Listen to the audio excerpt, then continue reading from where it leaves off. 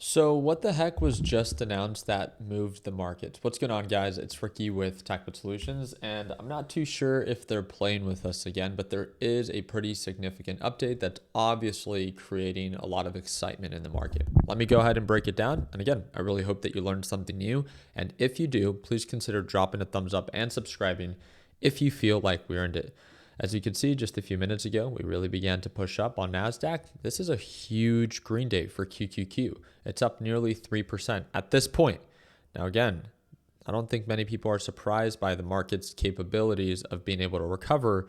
It's more about, will it hold at these levels or just give it all back? That's really where the question is. So first, let's talk about what's moving the market. Iran's president says that Iran is ready to end the war with the US, but wants guarantees. Because remember, it's been Trump that's been demanding the end of this war, and that's been really faking us out for the past few weeks. One moment on a Monday, we're no longer in a potential war, and then come Friday, we're attacking them all over again, right? It's the escalation and de-escalation debacle, deal or no deal.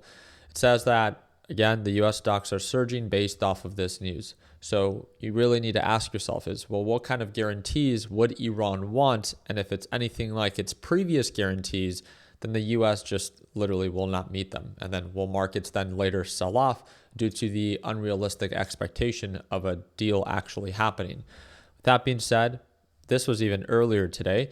It was about $700 billion that got added back to the market. I wouldn't be surprised if we're closer to over, 1.4 trillion in what has been added back to the market just since the open. So what's driving a lot of excitement? Supposedly, it's Trump's tweets. I didn't see any specific message that signaled there was a lot of excitement for a de-escalation up until a few minutes ago where this got announced. So NASDAQ market has been slowly recovering with higher highs and higher lows the entire pre-market session and even the market open. There were signs of a potential pullback, and it looks like we're almost signaling a potential overbought reversal right now. Again, this is the really big debacle or debate with people right now is there's a lot of excitement for the markets to recover, but then it doesn't hold at these elevated levels. So can you blame people for selling at those highs, not trusting either side? Because it's like this whole deal or no deal. It's okay, we want to de-escalate, but we want these guarantees. And then the US says, well, we're not going to give you those guarantees. And then further escalation instead of de-escalation. So as of right now, again, this just got announced. This is where you have to decide, hey, do I want to go long because I believe that this is the possible bottom?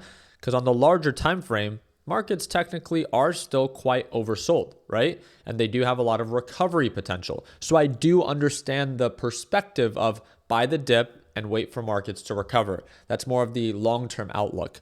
With that being said, in the short term, can you blame people for not wanting to hold at these elevated levels because one moment we're pumping, another moment we're aggressively selling off? Everything that the market gave back yesterday, we gained back today. So it's been a very lucrative time for traders that have been closing out their positions every single day. Again, a big shout out to our LPP team. We trade live every single morning, and this is something that we've been talking about during very uncertain times like right now. When in doubt, never be afraid to cash out. So again, if you ever want to tune on into our live trading sessions where you get to watch me enter and exit a series of trades, it's the second link in the description down below. But the thing that I also want to highlight is the update that we got from Trump. It's saying all those countries that can't get jet fuel because of the Strait of Hormuz, like the United Kingdom, which refused to get involved in the decapitalization of Iran, I have a suggestion for you, and pretty much saying that they can buy oil from us, which again sparked a lot of excitement in the market. But logistically speaking, I just don't understand how any of that would work. But again, Trump is a true master in being able to send out messages that excites people, even if it ends up being short-lived. Because I believe for the past 5 to 7 weeks, I don't think that's controversial to say, right? It's been this whole deal or no deal. We say one thing, but we do another. So I feel like markets have had it where they really don't trust either side. There's obviously excitement and markets are eager to recover, as we can actively see right now with this huge push up. But this is where you have to decide. Do you want to buy into this because you do believe it, or do you think it's short-lived and we're headed for another leg down? Or do you just want to prefer to play it safe? It's still too early, and maybe just stay cash or lightly invested in either side, right? Long or short. As of right now, we're paying very close attention to this, and I'll make sure that I do my part in keeping you guys up to date. But I wanted you guys to directly know what was moving markets higher today, and it was based off of, again, the update that we didn't just get from the president of the United States, but Iran's president saying that they are open to end the war with the US, but want guarantees.